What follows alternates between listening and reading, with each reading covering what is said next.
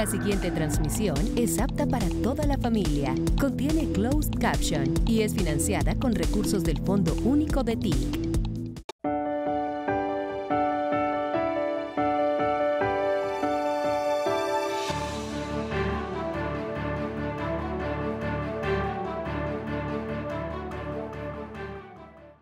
Yo solo quiero tocar breves temas, espero no alargarme, que quedo aquí como un tieso.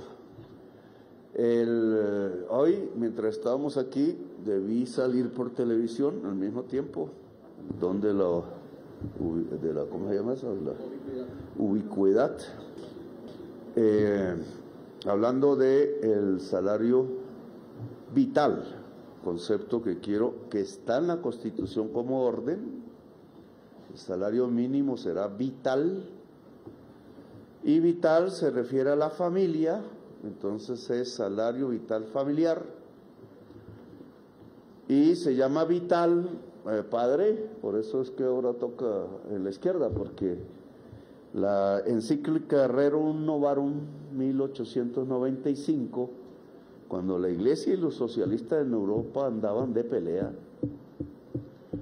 por la clase obrera europea, decidieron con León XIII, se llama esa encíclica en español la Doctrina Social Cristiana de la Iglesia Católica,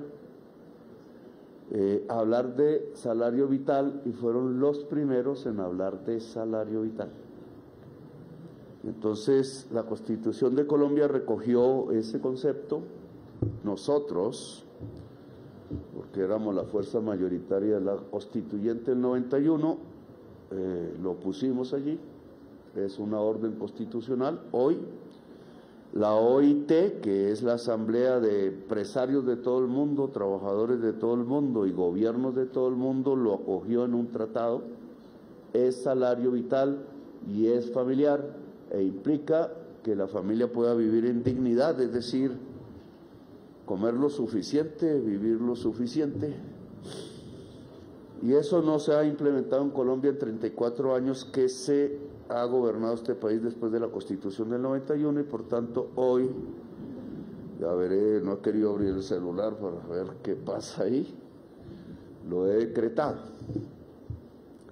Eso, haciendo cuentas, pueden estar mal hechas, con las estadísticas del DANE, significa que cada familia tiene un promedio de 3.5 miembros hoy, 3.4, 3.5, que la canasta familiar, según el DANE, mínima para comer es 3.500.000 pesos mensuales, y que también estadísticas del DANE, existen 1,5 trabajadores en promedio en cada familia.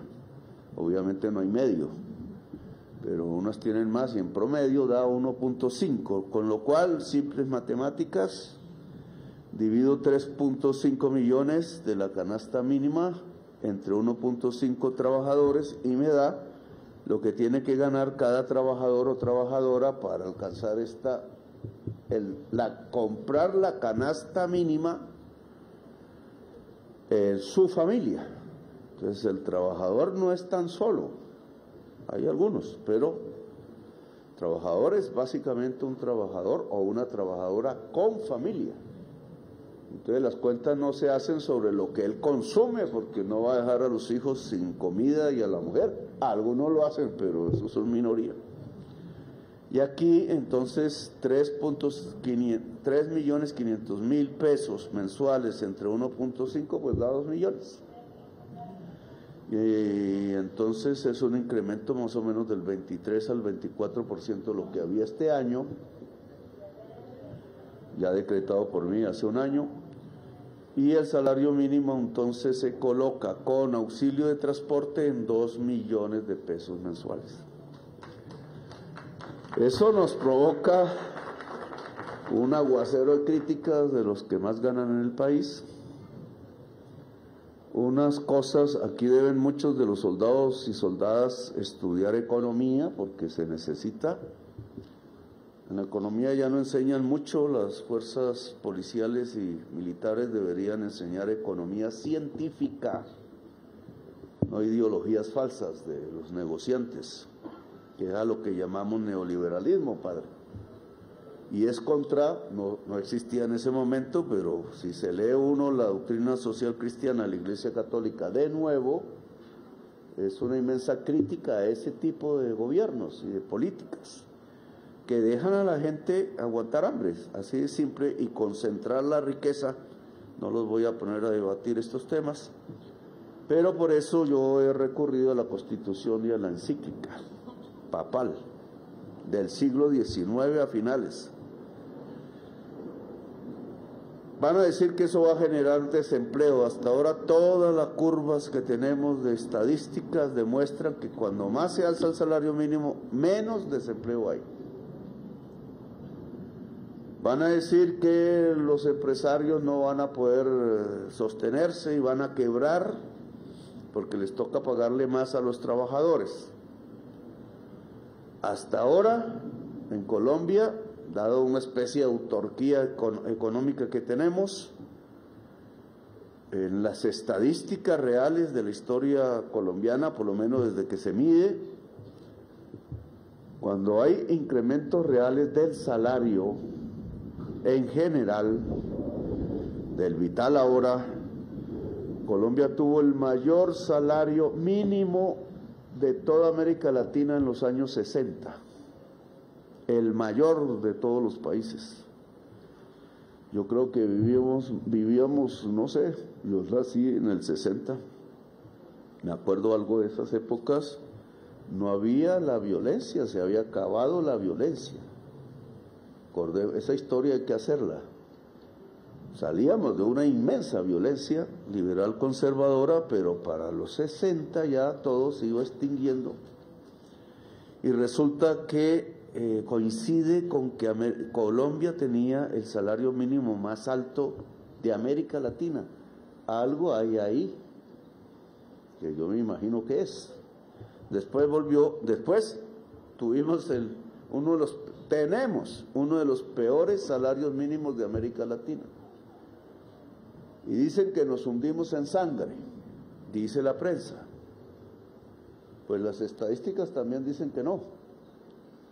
Porque aún en todo el siglo XXI, para no hablar de más antes, desde el año 93, que la violencia era en ese año 3 veces mayor que hoy, pero la prensa se lo olvida, entonces dice hay una oleada, ¿sí? Se disparó. Hermanos y hermanas, les invito a ver la tasa de homicidios. Si ustedes ven la tasa de homicidios, y ya completamos para mostrar este año, porque está hasta el 24, pero nosotros ya sabemos más o menos cómo va a ser el 25, ya no va a cambiar mucho.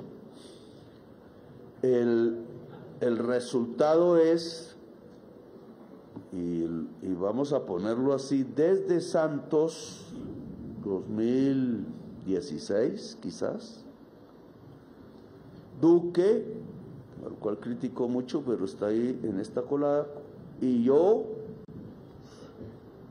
tenemos la tasa de homicidios más baja del siglo. Ustedes no dicen eso, dicen lo contrario. Y entonces la población aumenta su percepción de inseguridad. No digo que no haya inseguridad, estoy diciendo que es la más baja del siglo. Yo no quiero aquí meterlos en deliberaciones políticas porque ustedes no pueden, pero yo sí, tengo ese privilegio. El ministro también puede, pero la costumbre a veces no lo permite. ¿Qué significa eso? Significa que Colombia ha hecho cosas bien, no solo en este gobierno. Desde el año 93, estar en la tercera parte de la violencia que había, mafiosa, narcotraficante. Pablo Escobar era el que estaba detrás de todo eso, y otros.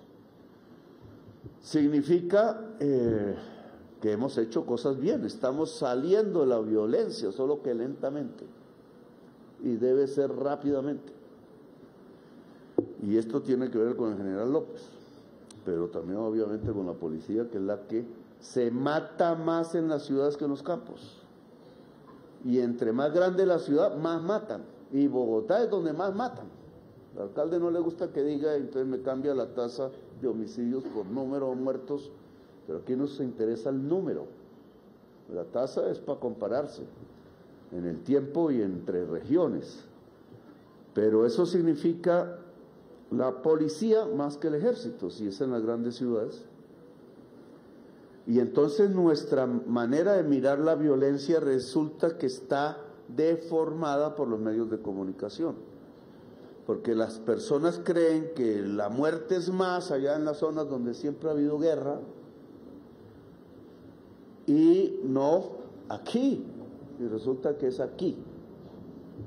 Y entonces si perdemos el norte, no es que el ejército tiene que quitar la mafia de muchos territorios de Colombia.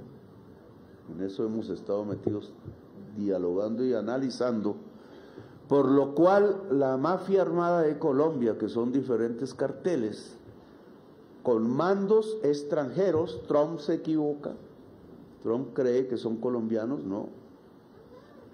Ahí se equivocó también Andrés Felipe Arias, al cual, bueno, hemos tenido discusiones de teoría económica, porque él cree que los jefes de los carteles que producen cocaína en Colombia y exportan son colombianos, y hay algunos, y no viven en Colombia, viven en España. Antes vivían en Dubái, pero les dio miedo allá la guerra de Palestina y, entonces, y de Irán y todo eso que pasa allá, y se pasaron a vivir a España, con permiso de los Estados Unidos. Pero siguen matándose entre ellos, siguen traqueteando a Europa, la mayoría, Australia, y siguen matándonos aquí. Nosotros nos quedamos con los muertos. Pero la ganancia se queda en los dueños de la mafia, que son albaneses, que son mexicanos, que son italianos, que son franceses, que deben ser gringos y también colombianos. Pero esos colombianos no viven aquí, entonces tenemos que hacer bien el cálculo. Las ganancias del narcotráfico en su mayor medida se quedan en la banca internacional, en edificios en Estados Unidos, allá donde meten el oro ilícito, en empresas inmobiliarias de los Estados Unidos. Eso no viene para acá. Entonces nosotros nos quedamos con los muertos. ¿Cómo es que dice el padre? Con el pecado y sin el género. Se llama eso. O sea, somos pendejos. Pero nos matamos entre nosotros, hacemos el trabajo difícil y ahí se gana la plata en otro lado. Y no viene a Colombia. Bueno, pero esto es esos son los análisis que nosotros hemos hecho porque estamos ante un fenómeno multinacional creciendo, no está disminuyendo, solo que Colombia está perdiendo su papel en la cadena de valorización, decimos los economistas clásicos, pero eso significa que somos pendejos. Y entonces hay que salirse de ahí rápido, eso es lo que intentamos. El precio de la hoja de coca, no lo dice la prensa, se desplomó. Ojo con eso. Esos son periodistas que vayan a las zonas donde cultivan hoja de coca y pregunten. Algo de riesgo, sí, pero hay que hacerlo, porque si no, ¿cómo es el periodista? Y ahí se darían cuenta que incluso en las partes más productivas de hoja de coca, que es el cañón del Micay y el cañón del río Naya, el precio de la hoja de coca se desplomó. Un economista diría, es porque se sembró más coca. Pues sí, pero no en Colombia. En Ecuador, en Perú, en Guatemala, en México, en varios países centroamericanos, Bolivia. Cambió la política, pero no el fenómeno, porque se dispararon los cultivos de hoja de coca en Bolivia. Nosotros los hemos detenido, no los hemos decrecido, pero sí detenido, que son los balances ya del año 2025, le ordené al general Rincón de la policía, que tiene las imágenes satelitales y se ponen colorcitos para diferenciar la productividad, que es diferente, y ese es el error de la ONU, que nos tiene que corregir, o si no, no hay más estudio con la ONU. Para sustentar, para reemplazar eso, la policía debe publicar cada fin de mes el mapa satelital de cultivos de hoja de coca para que la ciudadanía sepa si eso está creciendo o no. Solo hay que poner 2 papeles calcantes y si saben dónde creció y dónde no creció. Entonces puede ser tener esa información bajo control de la ciudadanía.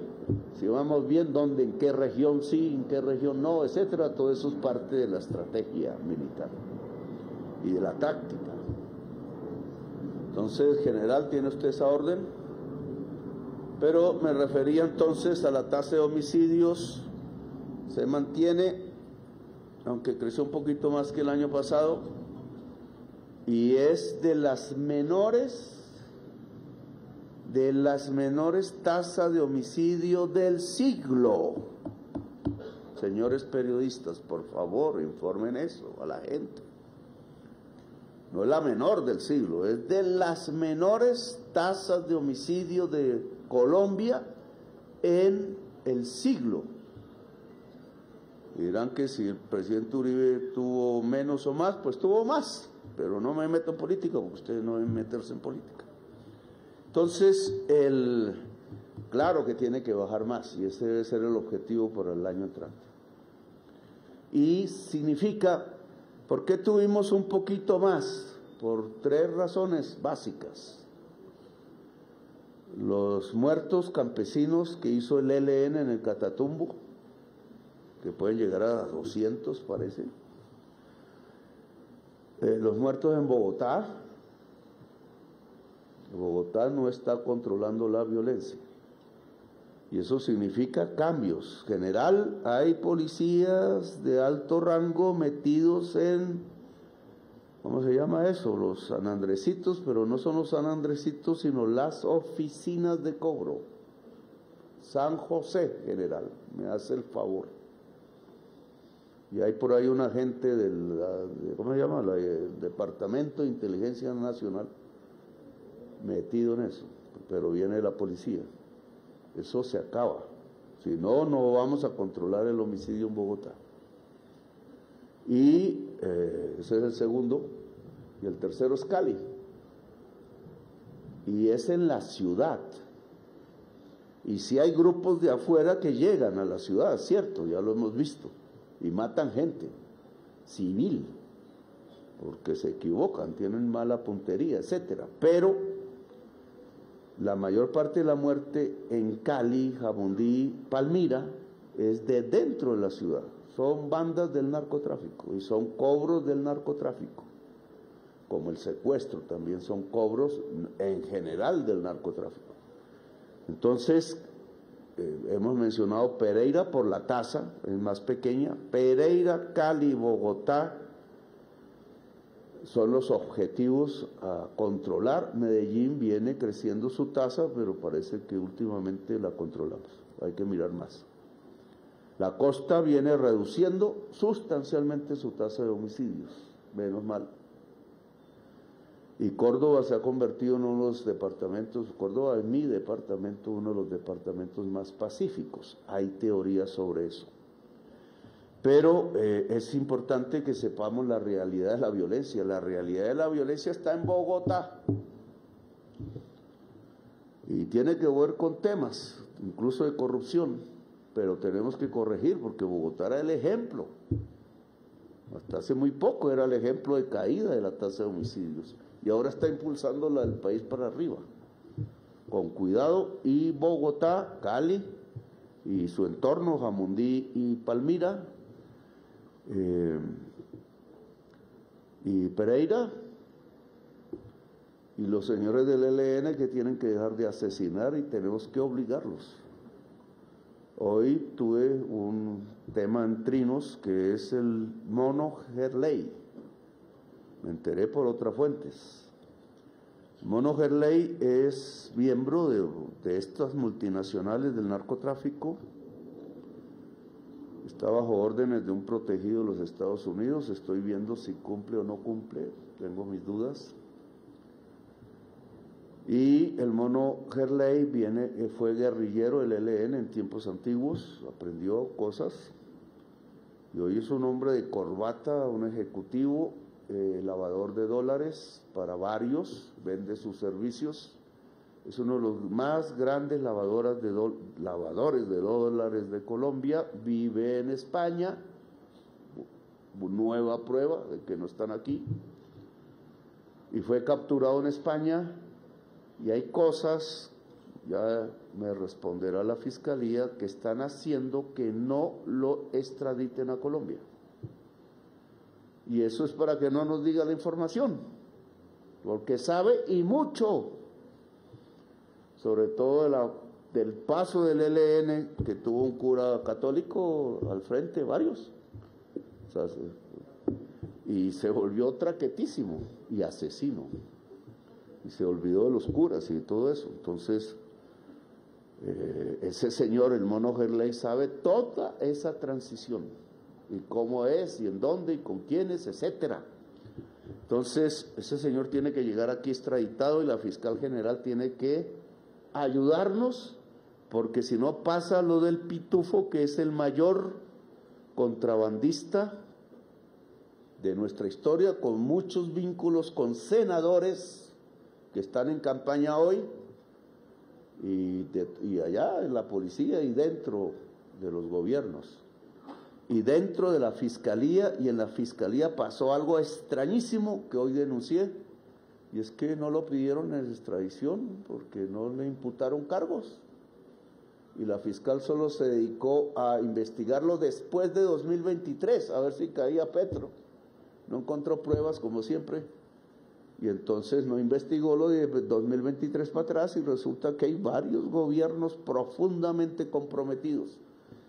El señor Calao, que mataron en Tuluá, el director de la DIAN de allá, lo mató, no fue Pitufo, fue bendecido, señor director de la policía, o dicen, digamos, usted investigue y entregue a la fiscalía, porque la cadena del contrabando, la ruta viene por Buenaventura, obviamente, y la zona franca de Palmaseca y el aeropuerto de Cali, y sigue hacia la zona cafetera, va por Tuluá, es parte de eso, y llega a los grandes centros comerciales del país.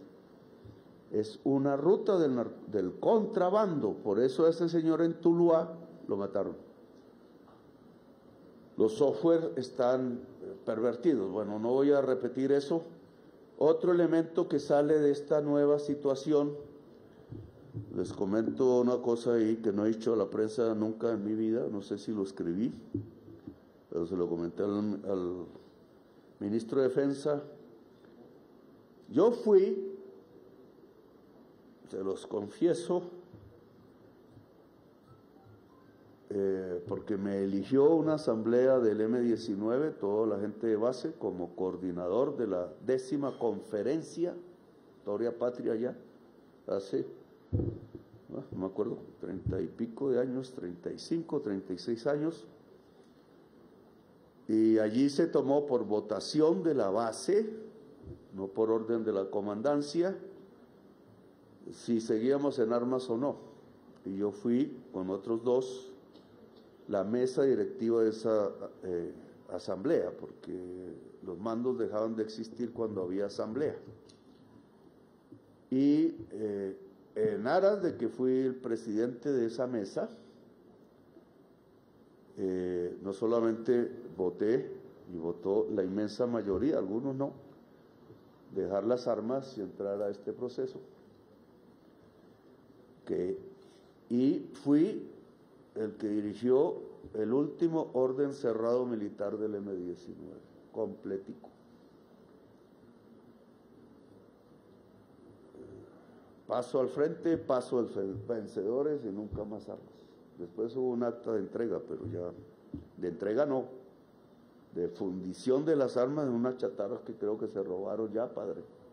Yo quería hacer una escultura con eso y no pudimos, pero se puede aún recuperar. Lo digo ¿por qué?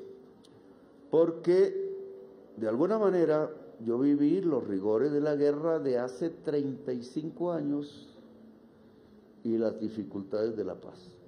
Al rato nos asesinaron a Carlos Pizarro, todos los indicios judiciales ahora apuntan, es muy lenta esa investigación, a un alto ejecutivo del Grupo Santo Domingo que vive muy rico fuera de aquí.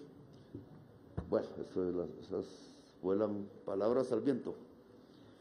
Entonces, gracias, entonces, esos rigores de la guerra, pero al mismo tiempo de asumir las dificultades de la paz, usted los tiene, general Hugo López, que ahora comanda todo este esfuerzo. Y eso significa que hay que hacer la guerra bien, ahora, y ha cambiado la guerra, no es como yo la viví, es otra. Ustedes mismos me han enseñado, no he podido verla en tiempo real y quisiera, que es una guerra de drones y antidrones. Es una cosa ahí ya como las películas de ficción. Y no, el disparo es usando el espectro electromagnético para impedir que las señales del que maneja el dron alcancen a ordenar que disparen. Van 200 heridos del ejército, heridos y muertos 21. Y de la Armada, que también se expone, 1 muerto y 10 heridos. Y de la policía, que también se expone, 36 muertos. O sea, 36, 21, 57, 58 y heridos 32, 62. O sea, aquí ajustando casi a 300 heridos en unos meses. Entonces, esto para la prensa también y para todos aquí. 300 heridos y 58 muertos por fuego de drones. Que eso yo no tenía ni idea que existían en aquella época. Era otra cosa. Aquí estamos ante la ventaja que tenía el ejército de Colombia y en general las fuerzas militares, que era aérea, ahora se volvió al revés. La ventaja aérea la tienen el narcotráfico, que puede comprar eso en efectivo y por miles, y nuestro aparato administrativo no lo hace. Llevo 3 años pidiendo antidrones y tenemos unas decenas. Y entonces, ¿qué está sucediendo? Que estamos exponiendo a todos estos jóvenes aquí y allá a que les cae a morir. Sucedió en Aguachica. El error fundamental de Aguachica es algo que yo aprendí hace mucho, y es que la guardia no se duerme. Problemas disciplinarios internos. Y dejaron poner la volqueta con los tatucos esos, donde estaba la guardia. 32 heridos, jóvenes, todos, ¿no? Con fusilería también. Eso es un error infantil que obviamente debe ser sancionado. La guardia no se duerme, porque entonces los que están durmiendo quedan expósitos y mueren. Ese es un ABC militar desde hace mucho tiempo. Entonces, ojo, comandantes, porque ¿quién maneja los puestos de guardia y todo eso? El comandante del sitio o el que delegue. Es un crimen poner una guardia. Claro, el comandante no le van a decir que se van a dormir, pues el que se duerme comete un crimen cuando se está en la vida militar. Pero en Buenos Aires no fue eso.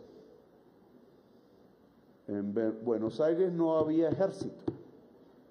Por eso le he pedido, comandante y ministro de Defensa, que los mandos que son nuevos, el mando, pero los otros no son nuevos.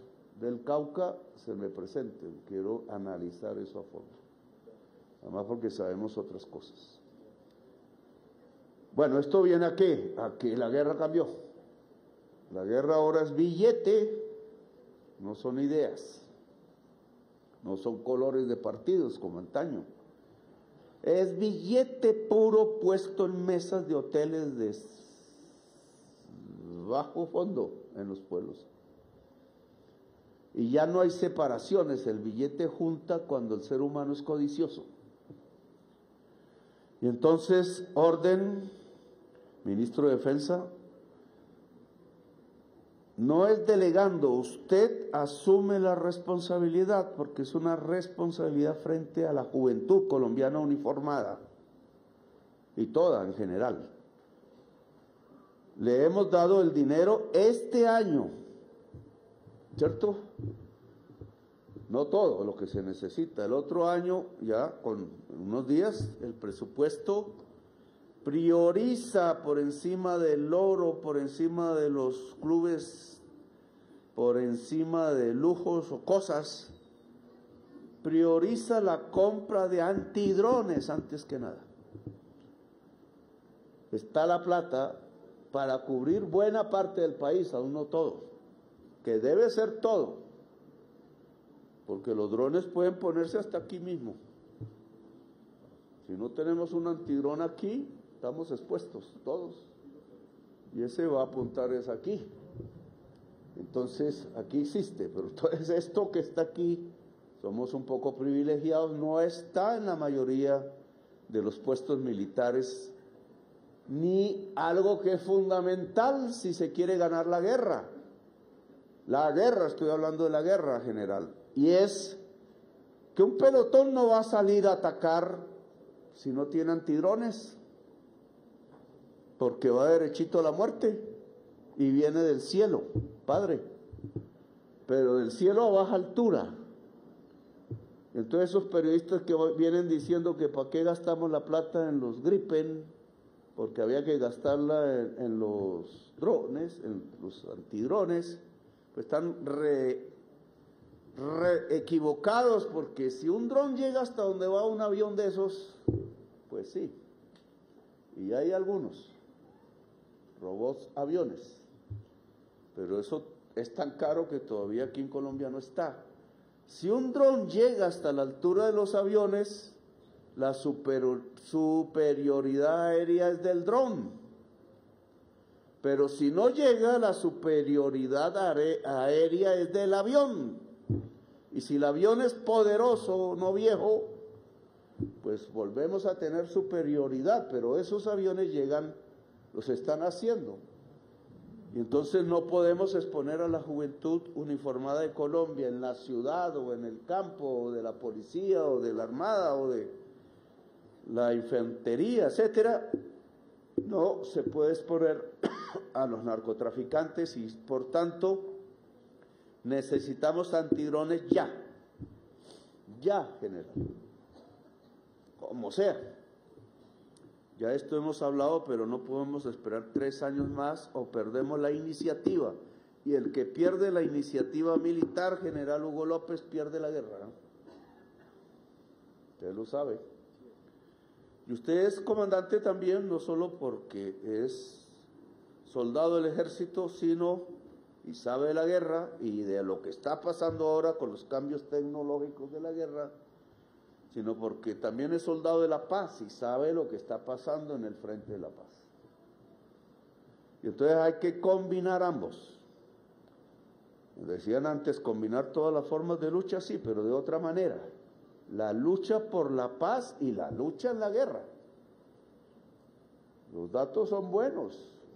5 zonas de concentración. Veamos, usted sabe que nos engañan, entonces veamos si es cierto.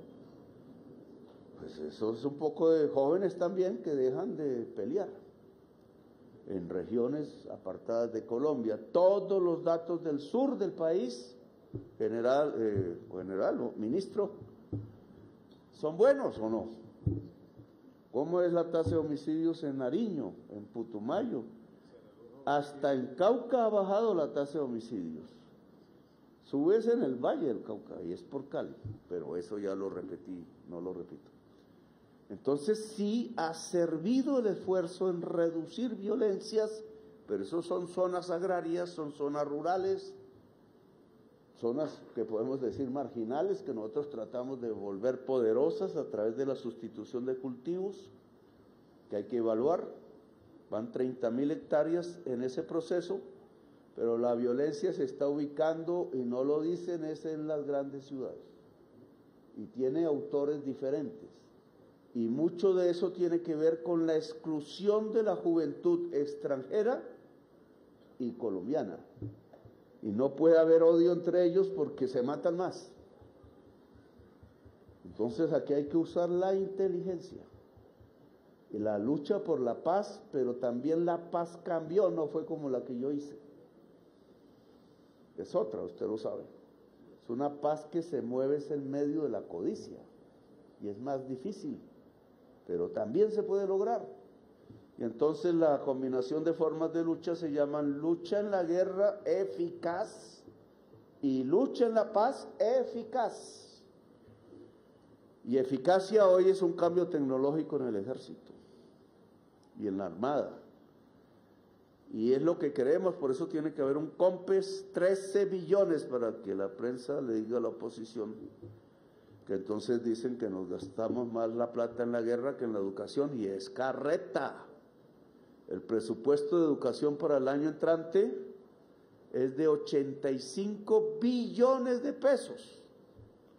Aquí estamos hablando de 13 para armas eficaces, no que queden guardadas en las bodegas, porque no sirven. Blindaje hecho en Colombia por el ejército para todos los vehículos. Ahí vi pasar uno como el de la Segunda Guerra Mundial de plástico la puerta. Pues si eso se mete en el Cauca, queda muerto el chofer y todos los que vayan adentro. Eso no es el vehículo para la guerra de hoy. Era para la Segunda Guerra Mundial por allá, pero no hoy. Los vehículos en zonas de guerra tienen que ir blindados para que no maten los soldados. Y Colombia es experta en blindaje, o sea, ¿por qué no lo hacemos nosotros? Un poco de gente ahí rara haciendo blindaje. Algunos no lo son, pero entonces es blindaje, es antidrones, después vienen los drones. Todo pelotón que salga hacia las zonas de conflicto y patrulle tiene que tener antidrón y buenos medios de comunicación y buenas botas, porque se pasa por el agua. Bueno, no doy más, pero eso tiene que ser ya, general ministro. Bien, entonces el ministro tiene que reunirse ya mismo, espero que no esté muy cansado, con el ministro de Hacienda. Nos quedan 2 días y esta noche hemos trabajado ya en la Naval de Cartagena intensamente sacando sus números adelante, porque es antes del 31 de enero. Y tienen que ver cómo esto que yo anuncié al principio, que es la elevación del salario mínimo, que es a 2 millones... estaba 1.400.000, algo así, se le prometió a la tropa y a los patrulleros de policía que recibirían un salario mínimo. No se dijo cuánto, y todavía no teníamos claras las cuentas, y el presupuesto fue aprobado, y eso es lo que tienen ustedes que mirar, con cuentas que hicieron los senadores, no sé cómo las hicieron. Y entonces, si no contemplaron que es altamente probable que el salario mínimo del año entrante iba a ser de 2 millones, entonces está subvalorado el presupuesto hecho por ley para policía, para fuerzas militares, fuerza pública en general. Tengo que saber cuál es ese dato, que por qué, ya deben estar ustedes ahí tiesos del frío. Es que yo hablo aquí también para la televisión, entonces allá los que ven en televisión no tienen el frío que nosotros tenemos, pero un poquito ahí de resistencia, porque si no, ¿cómo se gana una guerra si no se aguanta el frío? En los páramos sí que se aguanta. Yo no sé, aquí ya salen varios, yo voy a salir un tiempito después de aquí. Y no sé para dónde voy a ir. No sé dónde voy a dormir, alguien que me invite. Si para el mar o para el páramo, ya veremos. Pero en ambos tiene uno que acostumbrarse a dormir. En cualquier parte, en cualquier lugar y sobre cualquier tablón o piso. Si no, no se gana la guerra. Si nos acostumbramos al lujo y a engordar, nos ganan otros. Entonces aquí, general, las cuentas. Porque, ¿qué pasa? Si está subvalorado, senadora, para sus debates allá, entonces tengo que utilizar la emergencia económica para cambiar la ley de presupuesto por decreto ley. Ya me toca, porque la Corte Constitucional ordena aumentar en 3.5 billones. Algo no ha hecho bien las cuentas la Corte Constitucional, porque es para equiparar el régimen subsidiado con el contributivo en salud. Error, porque lo está viendo desde la perspectiva de la Ley 100, que es apenas el sistema de EPS, y el sistema de salud es más que EPS, por eso estamos bajando la tasa de desnutrición, la tasa de mortalidad infantil a como nunca había bajado. La tasa de mortalidad materna, la tasa de mortalidad perinatal, ya saldrán las cifras definitivas, pero las alcancé a dar en mi despedida de Año Nuevo, del Año Viejo más bien, y ese es el resultado que tenemos, certificado. Entonces, ¿cómo puede estar, señores periodistas, en caos la salud si hemos bajado como nunca la tasa de mortalidad infantil? Por una realidad, las EPS no cuidaban los niños, el Estado sí. Y entonces las cuentas del presupuesto de salud que se van a las regiones más pobres, directamente invertidas por el Estado, 10.000 equipos básicos de médicos asistiendo a 8 millones de familias, las pobres. Pues por eso es que baja la tasa de homicidios no de mortalidad infantil, que es indirecto el homicidio. Es por eso, no por las EPS. Y la Corte Constitucional no puso las partidas que estamos dedicando a eso, que son billones, para equiparar. Bueno, y dejamos esa crítica ahí, ya podrá hacer bien las cuentas después, pero eso significa que tenemos que variar el presupuesto aprobado por el Congreso, porque no quiso financiarlo. Me piden recortarlo, sí, yo voy a recortarlo, voy a explicar con claridad. O los más ricos de este país pagan la plata por impuestos o dejan de recibir los gastos del Estado. Una de dos, escojan. El recorte es el recorte de pagos a concesiones viales en Colombia. No el recorte a la educación del pueblo, ni a la salud del pueblo, ni al salario mínimo del pueblo, y por eso hay que aumentar el presupuesto de las fuerzas militares para que los soldados patrulleros, soldadas patrulleras, tengan un salario mínimo de 2 millones de pesos mensuales para enviar a sus familias, porque es salario vital, familiar. Y entonces la estadística de pobreza, van a ver ustedes cómo decrece, porque hemos descubierto que eso que hemos hecho de subirle los salarios a los soldados y policías es lo que ha movido la economía de Colombia en todo el país. Dice el DANE, es el primer activo, primer palanca de activación económica de Colombia. Esto no lo sabíamos, pero ya nos lo dijo las estadísticas, hemos aprendido algo de economía en Colombia. Así podría ser la industria, lo hemos hablado. Podría ser la agricultura, pero ya no los voy a dejar enfriar más porque ojalá nos esperen para calentar la cama porque, ay Dios mío. Bueno, gracias a todas y todos ustedes, muy amables, un feliz año, mucho optimismo. Esta es una lucha por la vida de toda Colombia, el país más hermoso de la tierra. Gracias, muy amables.